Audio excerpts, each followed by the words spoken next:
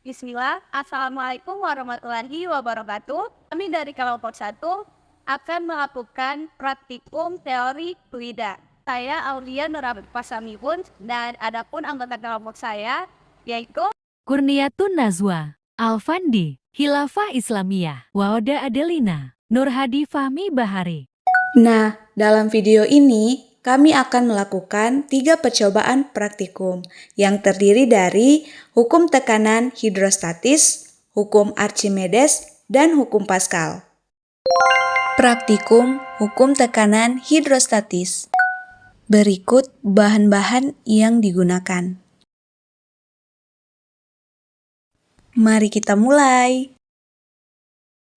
Pertama-tama, berikan pewarna pada air, lalu diaduk hingga tercampur rata. Kemudian, isi selang dengan sedikit air yang berwarna tadi dan aturlah selang berbentuk U dengan ketinggian air yang sama dan hubungkan salah satu bagian selang dengan corong. Pasang corong dengan balon plastik, kemudian masukkan corong ke dalam air yang dihubungkan dengan selang. Tekanlah air pada wadah dan di sini kita bisa lihat bahwa telah terjadi perubahan ketinggian permukaan zat cair pada kedua lengan selang. Semakin dalam corong dimasukkan ke dalam wadah, maka selisih ketinggian air semakin besar. Jadi kesimpulannya, besar tekanan zat cair bergantung pada kedalaman zat cair. Semakin dalam letak suatu bagian zat cair, akan semakin besar pula tekanan pada bagian itu. Hal ini sesuai dengan hukum tekanan hidrostatis. Bunyi hukum pokok hidrostatis yaitu semua titik yang terletak pada suatu bidang datar di dalam zat cair yang sejenis memiliki tekanan yang sama. Praktikum hukum Archimedes. Berikut bahan-bahan yang digunakan.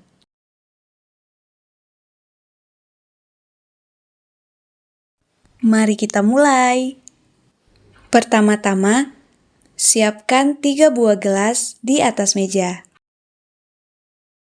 Lalu, tuangkan air pada gelas pertama, gelas kedua, dan gelas ketiga. Lalu, masukkan 3 sendok garam pada gelas pertama.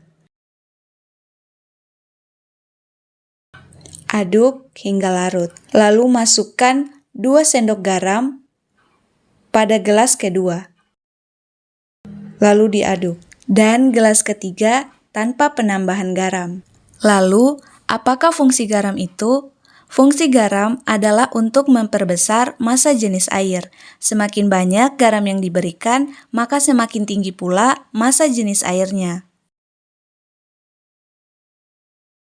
Masukkan telur pada gelas pertama, pada gelas kedua, dan pada gelas ketiga.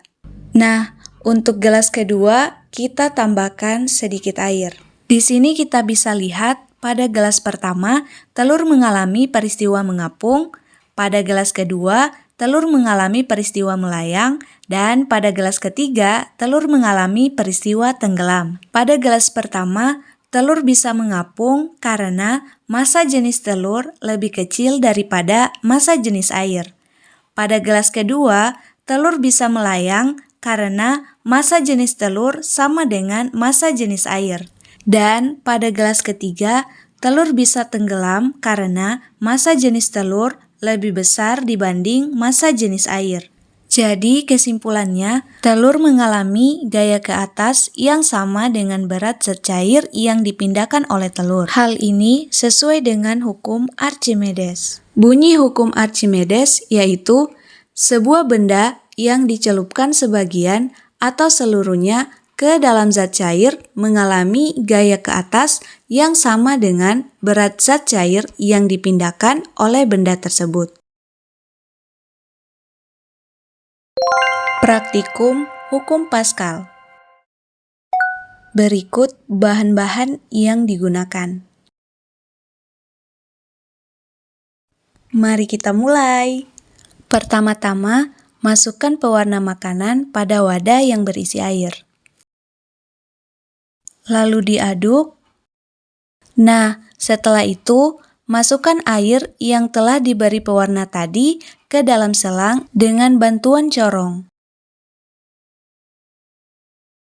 Hubungkan masing-masing ujung selang dengan suntikan. Nah, di sini bisa kita lihat bahwa ketika suntikan besar ditekan, maka air akan berpindah dan mendorong suntikan kecil, sehingga suntikan kecil akan terangkat dengan kekuatan yang sama, dan begitu pula sebaliknya. Jadi, kesimpulannya, tekanan yang diberikan pada air di dalam suntikan diteruskan melalui selang dan membuat suntikan kecil terangkat dengan kekuatan yang sama.